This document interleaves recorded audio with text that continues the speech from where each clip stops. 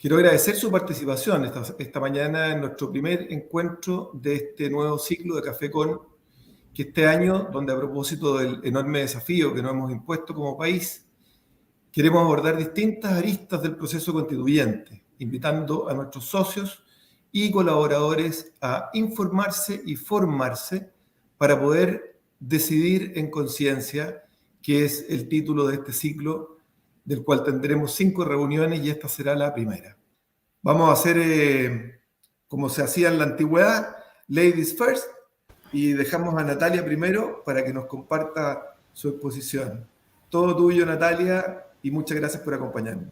Creo yo, es un error, y yo lo veo mucho y sé que es difícil porque uno tiende como a mirar qué partes de la Constitución le pegan, qué partes de esta propuesta le aprieta el zapato y se va muchas veces a los temas económicos o a los temas del agua o al tema de la minería. Y eso está muy bien, por cierto, hay que hacerlo, pero no hay que quedarse solo ahí. Uno tiene que mirar la propuesta constitucional como un conjunto integral y ver cómo se van a correlacionar los distintos capítulos de ella de cara a la futura convivencia. Y entonces aquí voy a entrar en algún detalle de cómo yo veo que se correlaciona.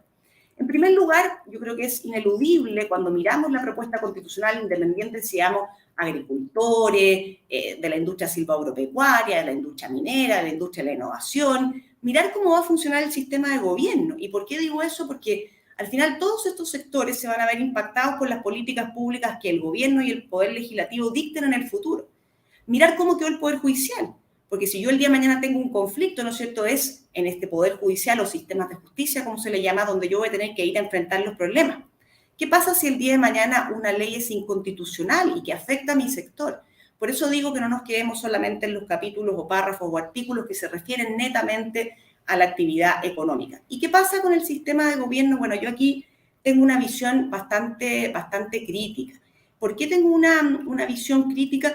Porque había un diagnóstico bastante transversal, les diría, entre por lo menos académicos y personas que participamos en el debate público, de que nuestro sistema político actual estaba adoleciendo de 2 falencias bien importantes.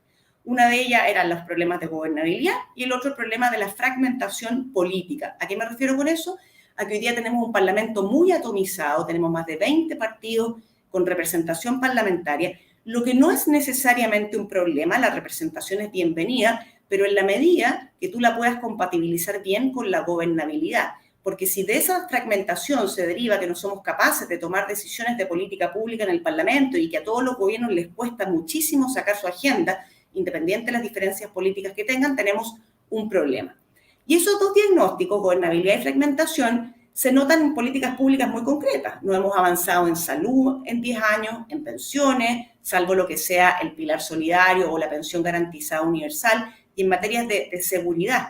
Sin embargo, este diagnóstico que era tan transversal, problema de gobernabilidad y de fragmentación, la Convención, desde mi punto de vista, no solo lo eludió, sino que lo potenció. Ahora, cuando yo hablo de que para aspirar a una mejor calidad de vida el sistema político es crucial, lo es, los invito a ver con detalle esas normas, pero obviamente es crucial también cómo esta Constitución potencia o no a la sociedad civil y a los individuos que desde mi punto de vista son los motores del progreso, y así lo demuestra por lo demás empíricamente las naciones que se inclinan, ¿no es cierto?, por esa alternativa versus otra de planificación más bien estatal.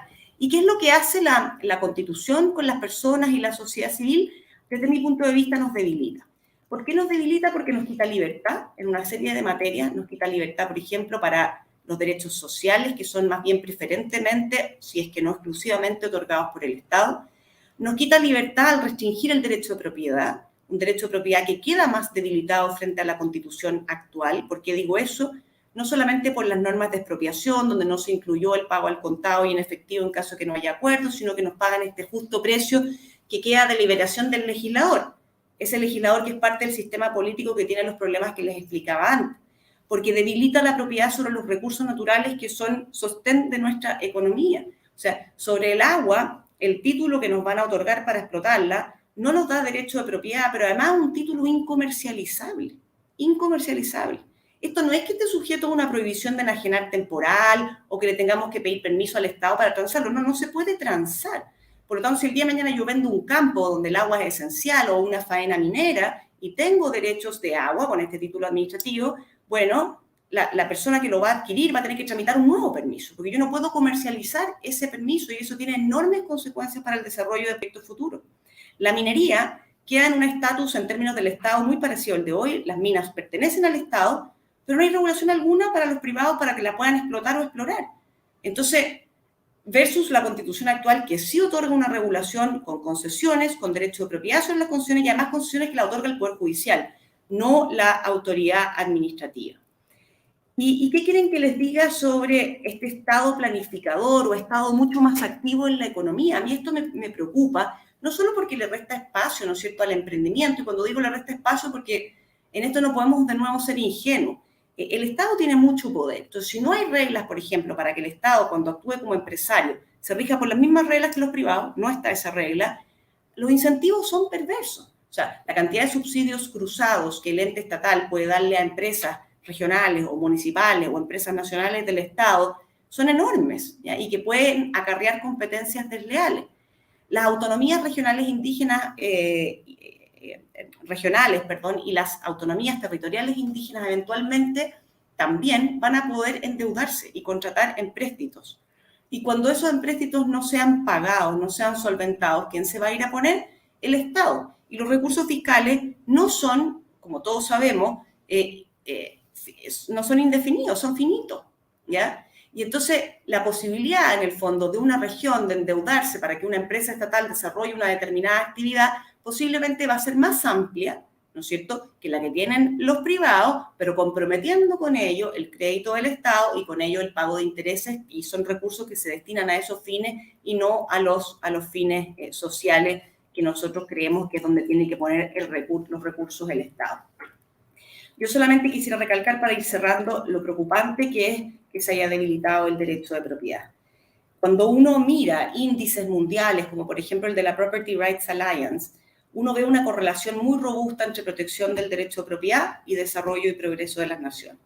Uno ve los índices de desarrollo humano y se da cuenta que los países que protegen mejor la propiedad son países que progresan mejor. Hay mayor bienestar, hay mayor calidad de vida, incluso hay mayor calidad de la democracia cuando el sector privado, la iniciativa privada, la sociedad civil encuentra espacios en la política para poder desarrollar sus proyectos. El derecho de propiedad, al final del día, lo que hace, ¿no es cierto?, es permitir el intercambio, y ese intercambio nos favorece a todos. Nosotros no transamos para vernos perjudicados, nos transamos porque creemos que el bien que nos están ofreciendo viene a llenar una necesidad. Y así lo hacen también los tratados internacionales, que protegen robustamente el derecho de propiedad, y esta Constitución, desde mi perspectiva, deja ahí un problema y un vacío. Emilio, te dejo la palabra. ¿Cuáles son los principios constitucionales que generan hoy día cierta sensibilidad empresarial? Hay, obviamente, una inquietud por los límites de un Estado empresario, un Estado que, desde mi punto de vista, está sobreponderado en el borrador y que surge como una suerte de ficción o de figura virtuosa, que es eficiente, que es presente, que es empático, con recursos infinitos, justo y criterioso incluso. Pero, sin embargo, la ciudadanía sabe que el Estado no es capaz de ofrecer soluciones como las que muchas veces ofrece el sector privado, por más que estén enrabiados con las concesionarias, la ISAPRE y la AFP.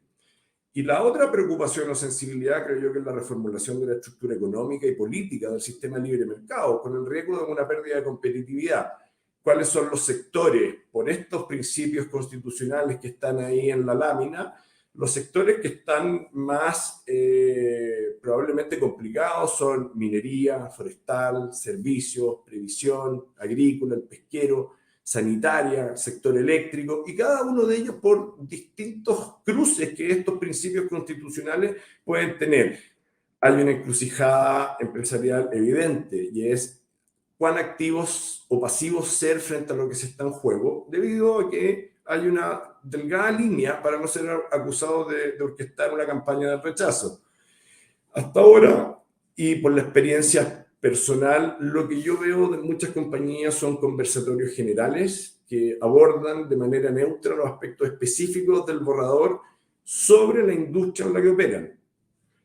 ¿Qué va a pasar? 4 de julio el presidente Boric va a recibir el texto definitivo y va a haber un momento ahí donde los directorios y el management de las compañías van a tener que adoptar una decisión respecto a cómo bajar la información de la Constitución en su propia estructura interna. Y acá es importante entender cuál es el margen de maniobra que van a tener estas compañías, porque les pongo dos ejemplos puntuales. Los dos sectores que están hoy día más atribulados probablemente sean los de seguridad social, AFP e ISAPRE. Y en ambas industrias, los reguladores de esos mercados bajaron las campañas informativas que existían. Abiertamente se produce ahí una censura. Esto ocurrió en AFP y esto ocurrió en ISAPRES.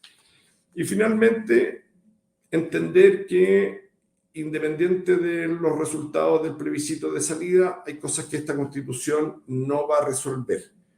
Los ninis, la inmigración, la Araucanía, la seguridad, el narcotráfico, los marginados. Ninguno de esos problemas, que son los problemas estructurales, van a encontrar una solución o el diseño de una política pública que permita resolver o avanzar en la solución de estos problemas. El Estado, el sistema político se va a volcar a la constitucionalización o de la implementación del borrador o a la búsqueda de un nuevo acuerdo. Por lo tanto, todos estos problemas van a seguir pendientes y el Estado y el gobierno no me parece que tenga la capacidad de navegar en dos frentes de esta magnitud. ¿Ya? Entonces creo yo, y aquí comparto la mirada de la Natalia, de transmitir una enorme preocupación respecto de los años que vienen, porque yo creo que son años donde el sistema político no va a tener la capacidad de gestionar la problemática en la que estamos hoy día involucrados, desde la gestión de la política misma, el día a día, o la solución de una vía constitucional independiente del resultado del plebiscito de salida. ¿Cuál crees tú que debe ser el papel de la empresa en este periodo corto de aquí al 4 de septiembre? ¿Qué debería hacer la empresa? Mira, yo te voy a responder con una experiencia propia. Hace un mes y medio, en esta oficina somos 36 consultores y yo los armé o los estructuré en grupos, en 6 grupos de 6, y todos nos fuimos durante 2 semanas con la misma tarea, ya que era deshuesar el texto, analizarlo y consensuar un análisis, ¿ya? Y consensuar el análisis entre personas que vienen de distintos mundos políticos, que han votado de manera diferente en las presidenciales y en las parlamentarias. Son personas, la mitad de estas oficinas de región, y el resultado de ese ejercicio fue primero que la gente se involucrara en este tema y que no tomara una decisión simplemente de estómago, el apruebo porque soy de apruebo dignidad o el rechazo porque voté cast o nulo en la presidencial. Se les exigió, se reunieron, cada grupo de haber tenido 4 o 5 reuniones de trabajo y luego tenían que ponerse de acuerdo en el análisis y presentarlo y exponerlo al resto de la oficina. Y lo que yo les presenté hoy día es el resultado colectivo del análisis que hicimos nosotros internamente dentro de Corpo. Entonces, si tú me preguntas, yo creo que ese es el camino. Exigirle, obligar a la gente o invitarla a que se involucre, porque lo que estamos enfrentando yo creo que es más relevante que una presidencial y probablemente sea el hito político más importante del año 88 o del plebiscito del 88 en adelante, ¿ya? Entonces, creo que la respuesta, Francisco, pasa por buscar las instancias, fomentarlas a nivel de conversación interna y que la gente luego pueda masticar los contenidos y pueda votar en conciencia, que es el título de la charla de hoy. No veo otra alternativa.